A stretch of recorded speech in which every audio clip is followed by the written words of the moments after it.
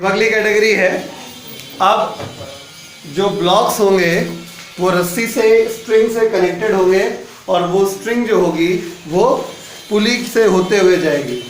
ठीक है, तो क्वेश्चन नंबर 27 है मेरी शीट में। क्वेश्चन नंबर 27 शीट निकाल लीजिए और ये NCERT का क्वेश्चन है 5.16। ठीक है, so two masses 8 kg and 12 kg are connected at the two ends of a light inextensible string that goes over a frictionless pulley. Full stop. Find the acceleration of the masses and tension in the tension in the string when the masses are released. ठीक, शुरू किया जाए। G की value 10 metre पर second square लेनी है। चलो, ये है पुली। ठीक है, यहां पे इस तरफ और इस तरफ दो बॉडीज लटक रही हैं एक ही स्ट्रिंग से। एक तरफ बॉडी 8 किलो की है और दूसरी तरफ बॉडी 12 किलो की है। आप बॉडी के साइज पे मत जाइएगा, जिस तरफ जो लिखा है उस पर ध्यान दीजिए। ठीक है, तो ऐसे क्वेश्चन कैसे किए जाते हैं, बड़ी साधारण सी चीज है। ठीक है, इसमें भी क्या हो रहा है, मैंने कहा था सबसे पहले ये चेक किया करो कि कई सारी बॉडीज एक ही साथ एक ही डायरेक्शन में तो नहीं चल रही हैं। तो कॉमन सेंस की बात है, अगर ये वाली बॉडी नीचे जाएगी तो ऑब्वियसली ये वाली ऊपर जाएगी, मतलब ये सेम डायरेक्शन में तो नहीं है, यानी एक स्टेप आपका कम हो गया। तो अगला स्टेप क्या होता है, अगला स्टेप ये होता है कि हम लोग क्या करते हैं, डायरेक्शन ऑफ, मतलब जो जितने भी फोर्सेस होते हैं वो सारे शो कर देते हैं, यानी FBD बना देते हैं। ठीक है, 8 kg की बॉडी का जो वेट होगा वो 80 न्यूटन होगा और 12 kg की बॉडी का वेट जो हो जाएगा 120 न्यूटन हो जाएगा। रस्सी में तनाव आएगा, टेंशन हमेशा रस्सी पे दिखाया जाता है और हमेशा बॉडी से दूर की तरफ दिखाया जाता है। सवाल खत्म होने की तरफ आधे से ज्यादा बढ़ चुका है। ठीक है, क्वेश्चन फिनिश हो गया। नहीं समझे, पहला स्टेप ऐसे सवालों में क्या किया जाता है, अगर कई सारी बॉडीज एक ही डायरेक्शन में नहीं चल रही हैं तो जो कंबाइंड करके एक बॉडी मानने वाला जो सिस्टम हुआ करता था वो खत्म हो गया, यानी एक स्टेप आपका कम हो गया। ठीक है, अब क्या करना है, अगले स्टेप पे आ जाना है। अगले स्टेप पे हम लोग क्या करते हैं, बॉडी के ऊपर जितने फोर्सेस काम कर रहे हैं सबको लिख देते हैं। तो बॉडी का वेट हमेशा काम करता है, रस्सी जुड़ी हुई तो टेंशन फोर्स काम करेगा। जितने एक्सेलरेशन से ये बॉडी ऊपर जाएगी उतने एक्सेलरेशन से नीचे आएगी। अगर हम बॉडी ए की बात करते हैं तो फॉर ए, अगर हम ए बॉडी की बात करें, गौर से देखिए, जिस तरफ एक्सेलरेशन है वो वाला फोर्स है T माइनस अपोजिट डायरेक्शन में कितना है 80 इक्वल टू बॉडी का मास कितना है 8 और बॉडी का एक्सेलरेशन कितना है 1। अब हम बी बॉडी की बात कर लें, फॉर बॉडी बी बॉडी की बात करें, जिस तरफ एक्सेलरेशन है वो फोर्स है 120, अपोजिट डायरेक्शन में T, बॉडी का मास 12 और एक्सेलरेशन हो गया a। इस प्रकार से फर्स्ट और सेकंड को हम लोग जोड़ देंगे, T से T कैंसिल हो गया, 120 माइनस 80 कितना हो गया 40 और ये 12 कितना हो गया 20। तो a का वैल्यू कितना हो गया 2 मीटर पर सेकंड स्क्वायर, एक्सेलरेशन आ गया। अब किसी में उठा के रख दीजिए, आपका टेंशन फोर्स आ जाएगा। ठीक है, तो from first equation T minus 80 बराबर 8 इंटू ए कितना है 2 हो गया, तो T बराबर 8 दूनी 16 यानी 96 न्यूटन आ गया। तो एक आंसर ये है, एक आंसर ये है, कॉपी कर लीजिए भैया। क्वेश्चन नंबर 28 है, ठीक है, हमारी शीट का क्वेश्चन नंबर 28 है, नो प्रॉब्लम। चलिए ये वाला क्वेश्चन अब सॉल्व करिए। जी की वैल्यू 10 मीटर पर सेकंड स्क्वायर है, रस्सियों में टेंशन निकालना है और एक्सेलरेशन निकालना है। ये एक अलग रस्सी है, एक रस्सी ये हो गई और एक रस्सी ये हो गई, ये 2 kg 2 kg 1 kg। जी की वैल्यू 10 मीटर पर सेकंड स्क्वायर। पुली जो है मासलेस इनएक्सटेंसिबल फ्रिक्शनलेस, सॉरी पुली जो है फ्रिक्शनलेस एंड मासलेस है और स्ट्रिंग्स जो हैं वो मासलेस एंड इनएक्सटेंसिबल है। चलिए करिए। देखिए इस क्वेश्चन में अब बवाल है, पहला स्टेप। ठीक है, जैसे पिछले क्वेश्चन में क्या था कि जो दो बॉडीज दी गई थी वो दोनों अलग अलग दिशा में चल रही थी। इस केस में क्या है, ऑब्वियस सी बात है कि ये जो दो बॉडीज हैं ये 3 किलो मिलके बन जाएंगी और ये दोनों बॉडीज सेम डायरेक्शन में मूव करेंगी। ठीक है, तो मैंने बार बार कहा, बार बार सिखाया कि जब कई बॉडीज एक साथ एक ही डायरेक्शन में चलती है तो पहला स्टेप होता है कि उनको क्या करते हैं, कंबाइंड करके एक बॉडी मान के एक्सेलरेशन निकालने की कोशिश करते हैं। ठीक है, तो चलिए हम सॉल्यूशन पे आते हैं। तो हमारा पहला स्टेप होगा, ये रिजिड सपोर्ट, ये पुली, ये बॉडी एक, ये बॉडी 2 किलो वाली, और इस तरह बॉडी ये दोनों जब जोड़ दोगे तो कितना हो गया, 3 किलो वाली बॉडी। जी की वैल्यू है ना, तो ये जी की वैल्यू 10 होने की वजह से 30 न्यूटन वेट और इसका 20 न्यूटन वेट। 30 भारी है 20 के कंपैरिजन में, तो ये नीचे जाएगा ए एक्सेलरेशन से, ऊपर जाएगा ए एक्सेलरेशन से। अब हम लोग पहले एक्सेलरेशन निकालने के लिए सारा कार्यक्रम बिठाएंगे। इधर टेंशन T1 मान लेते हैं, पहली वाली रस्सी, यानी ये वाली रस्सी की बात हो रही है, इस वाली रस्सी की। ठीक है, क्योंकि ये वाली तो अभी पिक्चर से ही गायब हो गई, ये वाली रस्सी बीच में। ठीक है ना, तो अगर मैं इस बॉडी को A मान लूं और इस बॉडी को B+C मान लूं, क्यों? क्योंकि इसको हम कहेंगे A, इसको कहेंगे B और इसको कहेंगे क्या, C। तो ये 3 किलो वाली B+C बॉडी हो गई और ये A बॉडी 2 किलो की। तो फॉर A, अगर A बॉडी की बात करेंगे तो जिस तरफ एक्सेलरेशन है वो वाला फोर्स है T1, अपोजिट डायरेक्शन में 20, बॉडी का मास है 2 और एक्सेलरेशन है A, इक्वेशन नंबर फर्स्ट। इसी प्रकार अगर हम B बॉडी की बात करेंगे, सॉरी कौन सी बॉडी, B+C के बारे में बात करेंगे, तो जिस तरफ एक्सेलरेशन है वो वाला फोर्स है 30 माइनस अपोजिट डायरेक्शन में T1 इक्वल टू बॉडी का मास 3 इंटू एक्सेलरेशन A। दोनों को सॉल्व कर देते हैं, तो फ्रॉम फर्स्ट एंड सेकंड, तो फ्रॉम फर्स्ट एंड सेकंड जब सॉल्व करेंगे तो हमारा जो एक्सेलरेशन आएगा, करना ही पड़ेगा, मेरे पास सॉल्व नहीं रखा, T1 कैंसिल हो जाएगा, ऐड कर देंगे ना दोनों को, तो ये हो जाएगा इधर 10 और इधर हो जाएगा 5A। तो इस प्रकार से A का वैल्यू 2 मीटर पर सेकंड स्क्वायर आ गया। ये हो गया एक्सेलरेशन। ठीक है, एक्सेलरेशन को यहां रख दो, T1 आ जाएगा। ठीक है, तो from first equation T1 minus 20 बराबर 2 इंटू 2, कितना हो गया, T1 बराबर कितना, 24 न्यूटन। ठीक है, एक आंसर ये आ गया, एक आंसर ये आ गया ऑलरेडी। ठीक है, अब आपको क्या चाहिए, 3 टेंशन, 2 टेंशन थे, एक रस्सी का एक टेंशन हो गया। ठीक है, इसका बस टेंशन और चाहिए। तो अब इसके लिए तुम्हें क्या करना पड़ेगा, डायग्राम ओरिजिनल वाला बनाना, यही तो तरीका है हमेशा। ठीक है, तो फिर से भैया मेहनत तो करनी पड़ेगी, तो हमने बॉडी डायग्राम बनाते हैं। ये वाली बॉडी तुम्हारी कौन सी वाली, 2 kg वाली, जिसका नाम था A। ये वाली बॉडी रही 2 kg की, बॉडी का नाम B, और इसके नीचे ये रही बॉडी 1 kg वाली। ठीक है, बॉडी का नाम C। अब देखिए पूरी एपीडी बना देते हैं। देखिए इसमें T1 लगा था, ये वाला याद है, इसका वेट 20 न्यूटन हुआ था। ठीक है, अब यहां पे देखो इसका वेट कितना हो जाएगा, 20 न्यूटन, इसका वेट कितना हो जाएगा, 10 न्यूटन। इस रस्सी में जो टेंशन आएगा वो T2 होगा, अलग रस्सी अलग टेंशन। इसके पास आपको ऐसे बनाना पड़ेगा, T2 मैंने बताया था ना, जहां पे रस्सी छू रही है वहां पे बनाना है। जैसे पुली है तो यहाँ पे आप बना सकते हो, लेकिन यहाँ पे कोई फायदा नहीं था, इस वजह से हमने बनाया नहीं था। आई बात सुने, रस्सी जहां जहां पे टच होते दिखाई दे वहां पे टेंशन बनाना होता है। ठीक है, जैसे यहाँ पे 2 जगह टच हो रही है वाली रस्सी, तो 2 बार T2 बनाएंगे, इस वाली बॉडी के लिए इधर और इस वाली बॉडी के लिए इधर।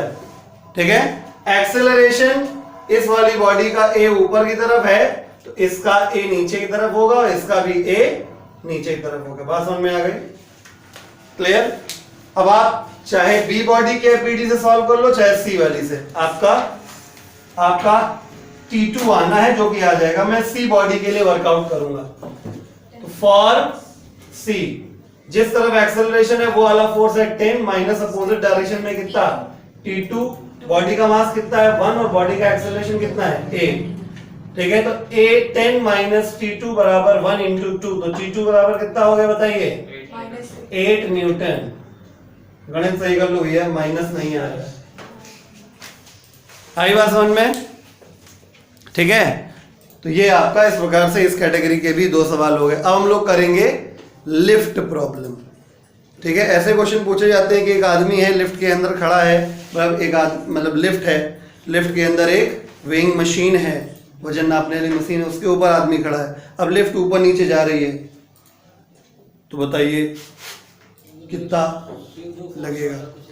नहीं, सूडो फोर्स वाला कर सकते हैं सूडो फोर्स से, लेकिन उसकी ज़रूरत नहीं पड़ेगी फिलहाल। जहाँ सूडो फोर्स ज़रूरत है मैं केवल वहीं पढ़ाऊंगा। ठीक है, अभी फिलहाल आपको ये नोट करना हो तो ये नोट कर लीजिए, फिर देखते हैं आगे। चलिए पढ़ा जाए पुली प्रॉब्लम, सॉरी पुली प्रॉब्लम नहीं, पुली तो करिए नहीं, लिफ्ट प्रॉब्लम। ठीक है, तो लिफ्ट प्रॉब्लम, तो हम लिफ्ट की समस्याएं नहीं पढ़ेंगे, लिफ्ट से रिलेटेड समस्याएं पढ़ेंगे। ठीक है, कहीं बिजली नहीं आ रही, लिफ्ट नहीं उठ पा रही, ये समस्याएं नहीं पढ़ेंगे क्या? ठीक, तो सबसे पहले आप ये समझिए कि लिफ्ट के अंदर आपको क्या क्या इमेजिन करना है। लिफ्ट एक बॉक्स होगा आपके लिए, ठीक है, उसके अंदर एक वेइंग मशीन है, M/C मशीन, उसके अंदर ये एक टिंगू है, ठीक है, टिंगू खुश है, ठीक है, मतलब ये कोई पर्सन है मान लीजिए, और ये वेइंग मशीन के ऊपर खड़ा है, इसका खुद का मास m है। अब ये वेइंग मशीन की जो रीडिंग है, वेइंग मशीन की जो रीडिंग है, ये लिफ्ट के चलने वलने की वजह से चेंज होगी। ठीक, हम भी कहेंगे अभी, आई बात समझ में? तो ये वेइंग मशीन है, नोट करते जाइए, ये वेइंग मशीन है, ठीक है, ये मैन हो गया, ये उसका मास हो गया, और ये जो बॉक्स है ये लिफ्ट हो गई। ठीक है, अब अलग अलग प्रकार के भांति भांति के केसेस होते हैं, तो मैं आपको बता रहा हूं। देखिए, आदमी का जो एक्चुअल वेट है वो होगा W, विच इज M/G। ये आदमी का क्या है? This is actual wait, actual weight of the person. ठीक है, और वेइंग मशीन जो है इस आदमी के ऊपर जो फोर्स लगाएगी that is normal reaction force. ठीक है, ये जो नॉर्मल रिएक्शन फोर्स है, मैं नाम लिख रहा हूं इसका, this is normal reaction force. यही नॉर्मल रिएक्शन फोर्स जो है ये आपका रीडिंग ऑफ वेइंग मशीन है या एपरेंट वेट है। इसके तीन नाम है, नॉर्मल रिएक्शन फोर्स कह दो, या रीडिंग ऑफ मशीन कह दो, या एपरेंट। एपरेंट में APPA आता होता है ना, PARENT, एपरेंट वेट। आई बात समझ में?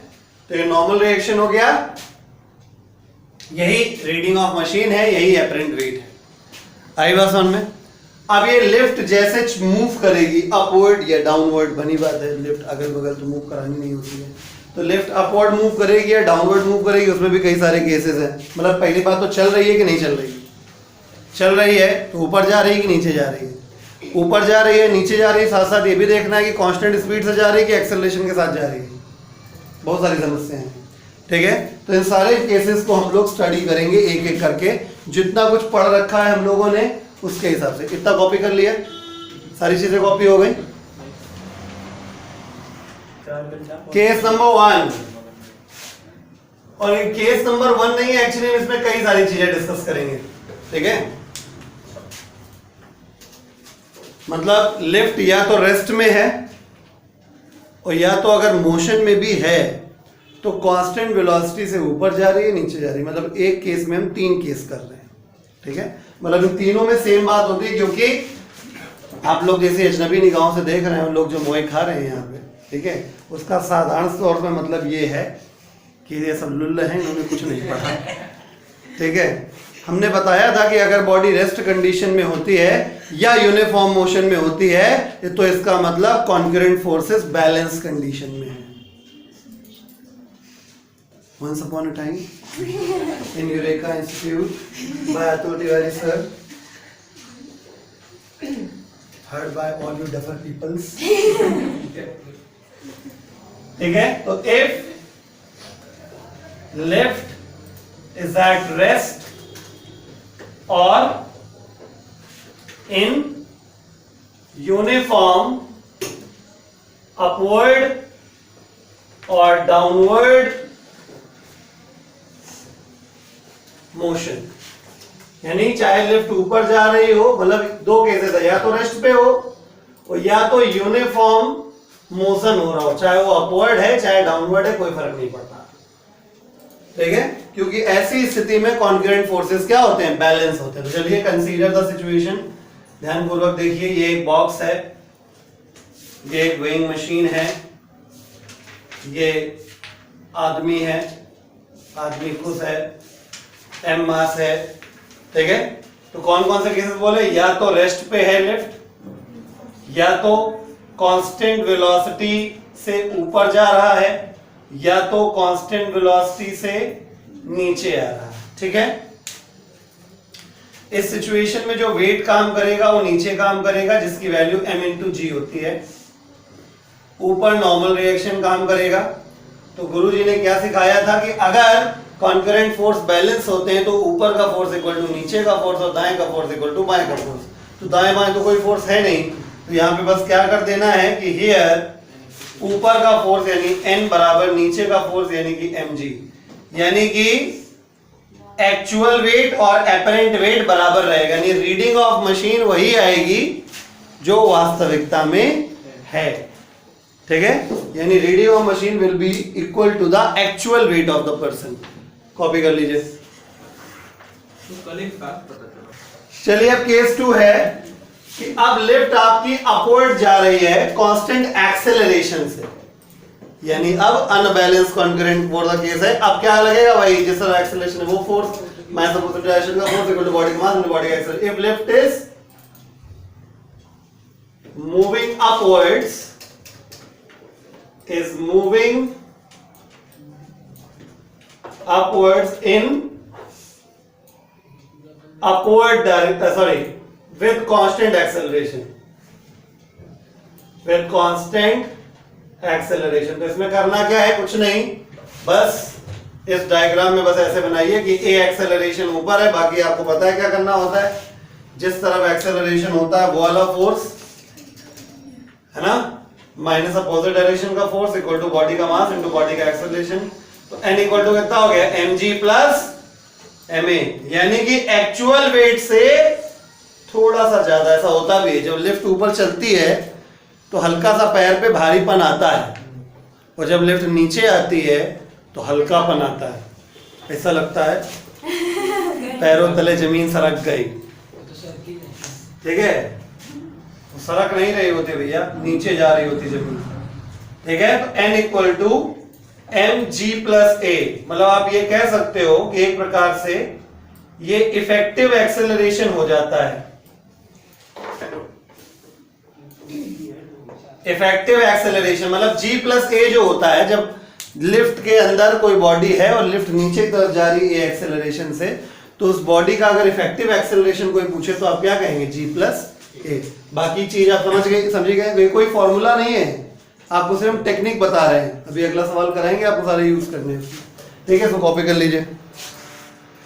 अब लिफ्ट जा रही है नीचे, moving downwards with constant acceleration,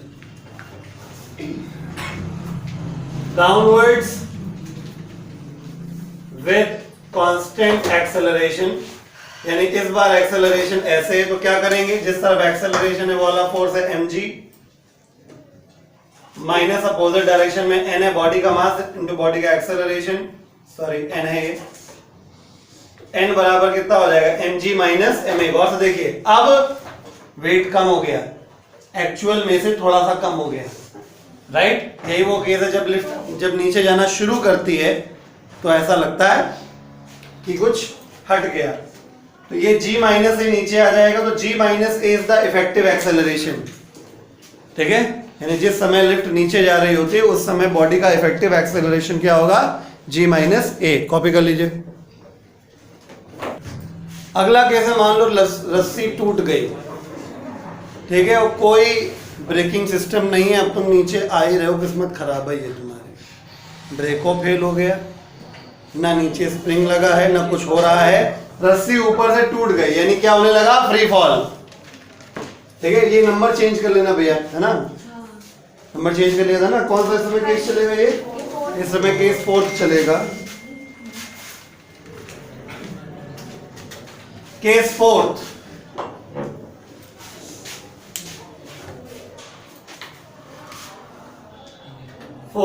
ठीक है, if lift is moving downward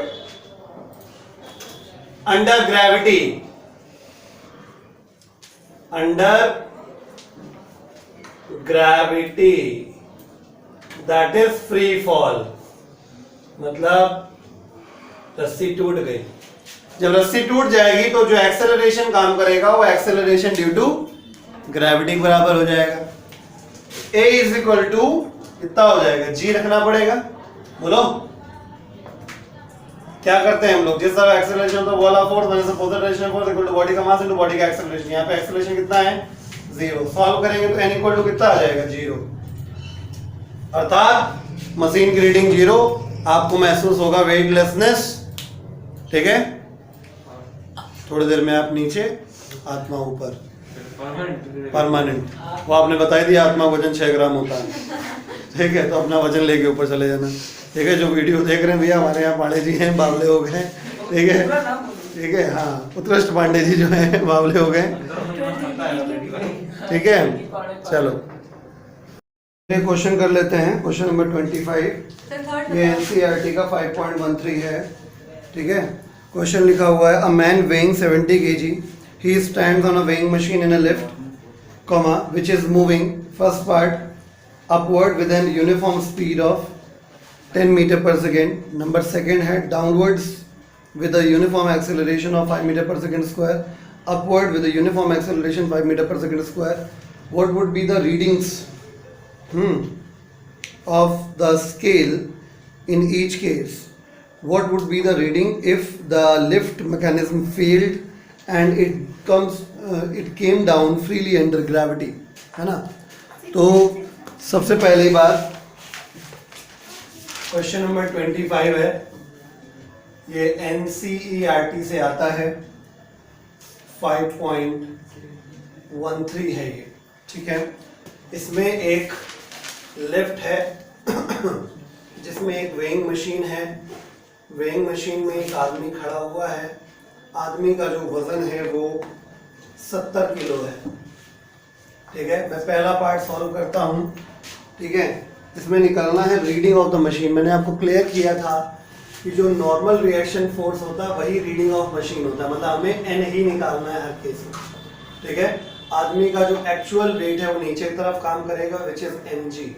ठीक है, तो हमारे पहले केस में बोला गया है कि ये ऊपर की तरफ जा रही है एक वेलोसिटी के साथ, और वेलोसिटी है 10 मीटर पर सेकेंड, जो कि एक फिक्स वैल्यू है। दैट इज हम कह सकते हैं कि वेलोसिटी क्या हो गई, कांस्टेंट हो गई। वेलोसिटी, जब कांस्टेंट वेलोसिटी से कोई बॉडी चलती है तो कॉन्करेंट फोर्सेस बैलेंस होते हैं। जब कोई चीज कांस्टेंट वेलोसिटी से चलती है तो कॉन्करेंट फोर्सेस बैलेंस होते हैं। बात समझ में आई कि नहीं आई? बॉडी की डायरेक्शन फिक्स है चलने की, उसका स्पीड भी फिक्स है, यानी मैग्नीट्यूड भी फिक्स है, डायरेक्शन भी फिक्स है, यानी वेलोसिटी फिक्स हो गई। तो अगर कांस्टेंट वेलोसिटी से कोई चल रहा है तो जो फोर्स होते हैं वो बैलेंस हो जाते हैं। तो यानी कहने का मतलब ये हो गया कि दैट इज यहाँ पर नॉर्मल रिएक्शन किसके बराबर हो जाएगा, mg के बराबर। मास जो है वो 70 kg है, g की वैल्यू गिवन नहीं है, इस वजह से 9.8 ले लेंगे। जो n का आंसर आएगा वो 686 न्यूटन आ जाएगा। 686 न्यूटन आ गया यहाँ पे, समझ गए? फिर उसके बाद जिसको ना आया ये फर्स्ट पार्ट फटाक से नोट कर ले।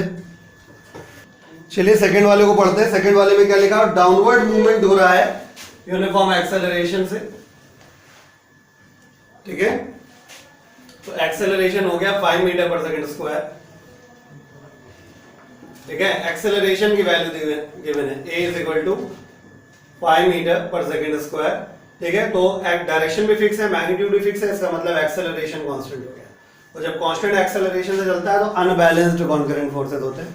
इसमें क्या किया जाता है सबको पता है, जिस तरफ एक्सेलरेशन होता है वो वाला फोर्स रब कर दे रहे हैं इसे,